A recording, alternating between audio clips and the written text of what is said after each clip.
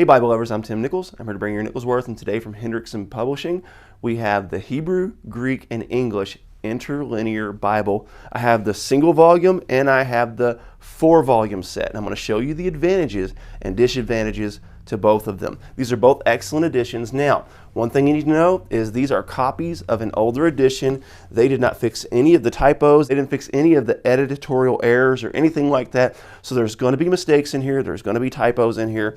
The cover is absolutely beautiful. It does have some tool work here.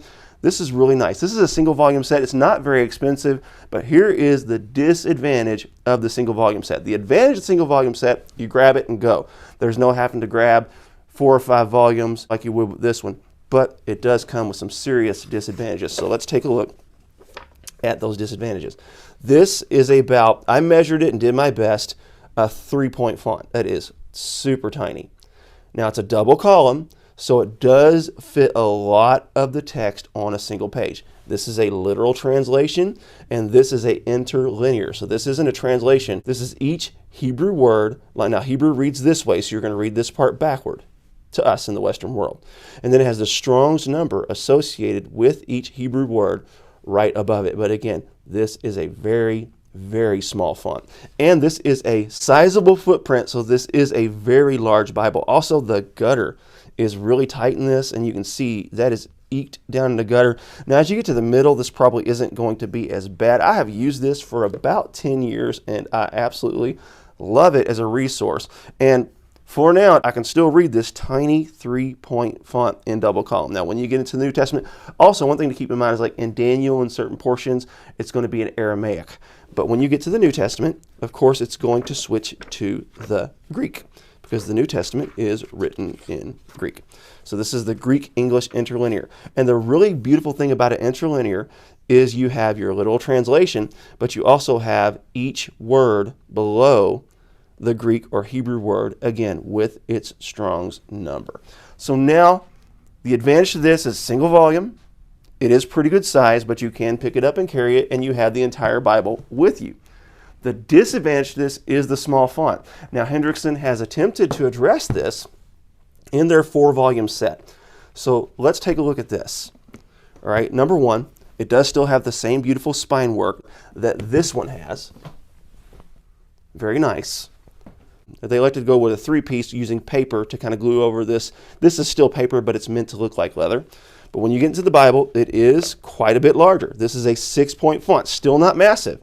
Still not super big, but you can see it a lot better. And again, you have your Strong's numbers. And remember, there are errors in this. You're going to find every now and then, I think I've found 2 or 3 where the Strong's number didn't exactly match the word, but you have a single column layout. You do have a little bit more room in the gutter. Let's get to the middle where this thing's more likely to lay flat. And then I'll let you see them side by side so you can see the difference in the font. It's drastic. This is about double the size. Look at that.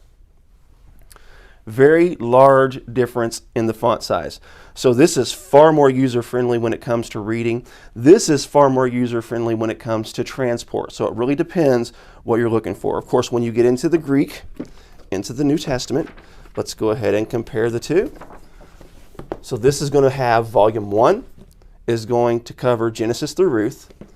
Volume 2 is going to cover 1 Samuel through Psalms. Volume 3 is going to cover the rest of Psalms through Malachi. And then Volume 4 is going to cover the New Testament.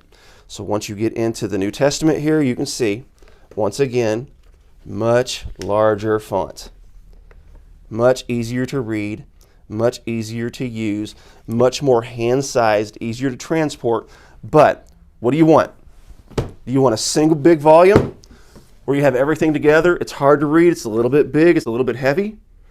Or do you want the convenience of being able to read it, have it a little more hand size?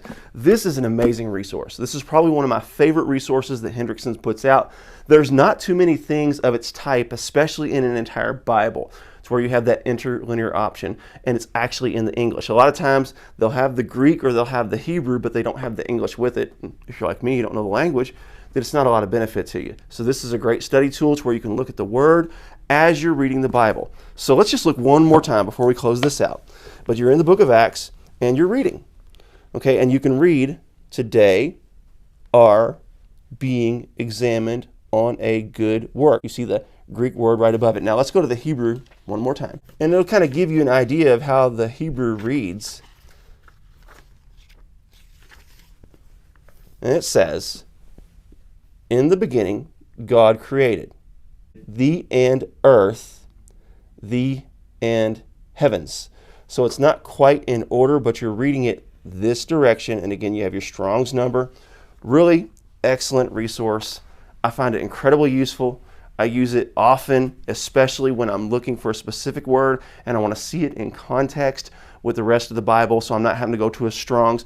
A Strong's is a very good idea to have because it gives you more of a fuller definition, to where this actually just gives you a word. I have a Strong's right here that I use, and it has the word numbers coded, and then it has the definitions of the Hebrew, the Aramaic, and the Greek.